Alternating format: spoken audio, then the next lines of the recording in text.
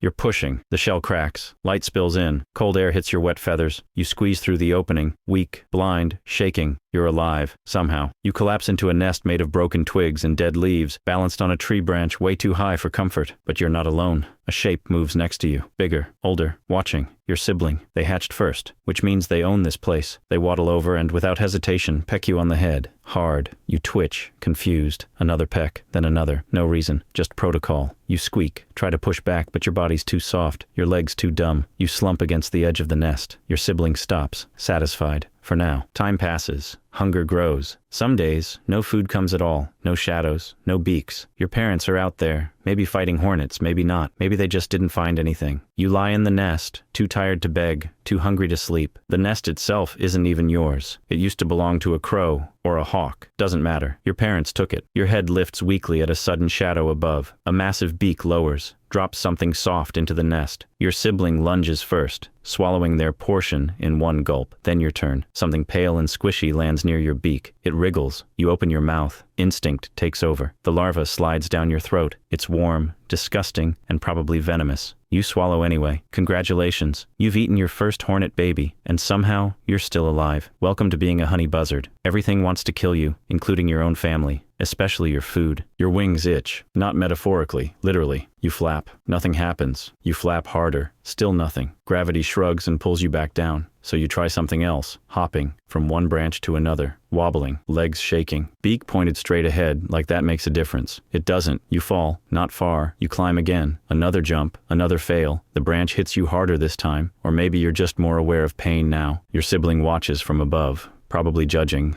definitely judging. They don't try flying yet, just stare, silently rooting for the branch. Days pass. You keep hopping, flapping, crashing. You learn how to crash better, less rolling, fewer leaves in your mouth, small wins. The bruises pile up, then the food stops coming. Your parents still visit, but not to feed. They perch nearby, watching you like disinterested landlords. No more larva deliveries, no more beak-to-beak service. You're on your own, so you climb higher. To the top of the tree. The wind is loud up here, cold, shaky. You spread your wings. They look huge, but also wrong, too soft, too untrustworthy. You jump, you spin, flip, smack into branches and land sideways in a bush. You taste dirt. You climb back up. Again. Another jump. You glide. Barely. Then a crash into bark. Less pain this time. Improvement. You keep going. Every day. Jump, fall, climb, repeat. Until finally, the wind feels right. Different. Like it's waiting. You spread your wings. Jump. And this time, you stay up. You're flying. It's clumsy. It's crooked. It's terrifying. But it's flight. The branches blur below. The nest is gone. And for once, gravity doesn't win. You've left the nest. You're 2 months old now. Still awkward. Still learning. But it's time to hunt on your own. You glide above the forest, eyes scanning the canopy. Not for mice. Not for rabbits. Not for anything normal. You're looking for wasps. Specifically their homes, preferably packed with juicy, terrified larvae. That's your diet now. You spot it. A nest tucked into the branches, buzzing with movement. Jackpot. You land nearby, careful not to spook them. Doesn't help. The second you get close, they're on you. Angry, violent, poisonous. You don't flinch. Your face is covered in armor. Tiny, dense feathers that act like a wasp-proof helmet. Your beak digs in. The nest cracks. Larvae wiggle inside, unaware that their life ends here. You grab one, swallow it, another, and another. It's not tasty, it's not clean, and it's definitely not safe. But your stomach doesn't care about comfort. It wants protein, and this is where protein lives. The stings come fast. One hits your neck, another near your eye. You blink, flinch, but you don't stop. Your body is different, immune, mostly. The venom burns, but it doesn't kill you. It just reminds you you're alive. Other birds watch from nearby, curious, confused. A few try to come closer. Bad idea. One lands on the edge of the same nest. You hiss, snap your wings wide. Mine. It backs off. Smart bird. The colony fights back harder. You keep tearing. The whole structure falls apart. Larvae spill out. You eat as many as you can. Fast, because in 10 seconds, the entire swarm will realize you're the problem, and no amount of face feathers will save you then. You retreat, wings slicing through branches, stings pulsing along your neck. You don't scream, but your nervous system definitely has something to say, and then it starts again. You scan, search, guess. Sometimes you fly 10 kilometers and find nothing. No nest, no larvae, no food, just trees, wind, disappointment, and the growing ache of hunger. You're a specialist. That means you're good at one thing, but it also means you're useless at everything else. You can't hunt like hawks, can't scavenge like vultures, can't adapt. If the wasps disappear, so do you. So you keep flying, a lone scout, You're 1 year old, technically an adult. Mentally, debatable. But nature doesn't care. You've survived your first full cycle. You've flown. You've hunted. You've been stung in the face more times than you can count. Now it's time for something worse. Migration. You launch into the sky one morning following a pull you don't understand. South. Always south. Thousands of kilometers. Across forests, fields, cities, oceans. You don't question it. You just go. The trip is brutal. Not poetic. Not cinematic. Just exhausting. Wind, rain, heat. A blur of suffering. You fly over mountains with no thermals. Over cities where buildings rise like jagged teeth. Over water where there's no place to land. No food. No second chances. You flap until your wings burn. You glide until your joints lock. You keep going. Because stopping means dying. You land where you can. Trees, fences, antennas. Once, the roof of a moving truck. Anything solid. Anything not trying to kill you. But even then, danger follows. Hawks attack you on sight. Falcons dive at you for fun. They see your shape and think you're one of them. But you're not. You don't eat meat. You don't fight for territory. You're just misunderstood. Even scientists get confused. From a distance, you look like a hawk. Same sleek body. Same piercing eyes. But when they look closer, you're weird. Your face has strange scales. Your nostrils point sideways. Your beak is built not to kill, but to dig. You're a hawk-shaped bug nerd. A wasp-eating anomaly. By the time you reach Africa, you've lost weight, muscle, blood, maybe a few brain cells. But you made it. You land in a forest you've never seen, in a country you'll never learn the name of. It smells different, feels different. But the wasps are still here. That's all that matters. You rest, recover, then you start again. Scouting, searching, flying low through the trees like a feathered missile, looking for nests, dodging predators, avoiding wires, windows, storms. One day you aren't fast enough. A flash in the sky, a hawk slams into you from above. Mistake, confusion, territory. Doesn't matter. You tumble through branches, feathers scatter, blood dots the leaves. You hit the ground hard, wings twisted, breathing shallow, but not broken. You crawl into the undergrowth, wait, heal, alone. No one's coming to help you. No one's bringing food. You either recover or rot. This is adult life now, unforgiving, quiet, endless, and somehow you keep going. You're 2 years old. You've survived 2 migrations, 3 wasp nests collapsing mid-meal, 1 hawk attack, and at least 50 bad landings. Congratulations, you're still here. Now it's time for something worse than venom and gravity. Dating. You spot her while gliding low across the canopy. She's flying in circles, tight, clean, confident. You adjust your wings, show off a bit. She notices, tilts toward you. For a moment it works. You fly side by side, in sync. You dip. She dips, you flap, she glides. It's weirdly romantic for 2 birds that eat bugs. Then you make your move. You bring her a stick. It's not a great stick, but it's a gesture. She takes it, flies off. You follow. The 2 of you land on an old crow nest, mostly broken, slightly tilted, but salvageable. Together you fix it, add fresh branches, weave in leaves, maybe a feather. She brings moss, you bring string. She rearranges your string. This is love now. For a few days, everything feels stable. You mate, it's awkward, fast, 0 privacy, but that's fine. You weren't expecting fireworks, just results. She lays 2 eggs, pale, fragile, important. You guard them while she hunts. She guards them while you scout, back and forth. One eye always watching the sky, 1 claw always on the edge of the nest. Balance. Days pass, the eggs shake, crack, break open, 2 tiny beaks, 2 soft squeaks. Life. You look down at them, barely moving, eyes closed, heads wobbling, and suddenly, every sting, every crash, every miserable flight across the ocean feels worth it. You survived. And now, 2 more get to try. They hatch weak, wet, wobbling, just like you did. 2 tiny, squeaking faces. No feathers, no coordination, no idea what's coming. For a moment, they lie side by side, peaceful, equal, but not for long. One is faster, louder, hungrier. The other, slower, smaller, a half-second behind in everything. And in a nest this small, that's the same as being invisible. The stronger one pecks. At first it's soft, curious, then sharper, repeated, ritual. The smaller one cries, ducks its head, tries to move, but there's nowhere to go. Just twigs, wind, and an endless drop. You watch from the edge of the nest. You've seen this before. You were this before. It's not a decision. It's a cycle. One gets more food. One gets more bruises. Every time your mate brings a larva, the stronger chick lunges. The smaller waits, then stops trying. Days pass. The gap widens. One grows. The other fades. Sometimes it doesn't even take a week, and sometimes they fight. Beak against beak, wing against wing. Clumsy. Desperate. No strategy. Just instinct. One tries to shove the other to the edge. You snap a branch into place. Not to help, just to keep the nest intact. Eventually, the weaker one gives up, or is pushed, or just stops. No ceremony, no funeral, just silence. The nest resets. Later, your partner doesn't come back. Maybe a hawk, maybe a wire, maybe they just didn't make it. You sit with the chick alone. One survivor, one parent, half a team, still a family. You feed it, you watch it grow, you teach it to climb, to balance, to stretch its wings against the wind. And one day, when it's ready, you watch it fall from the nest. Flap,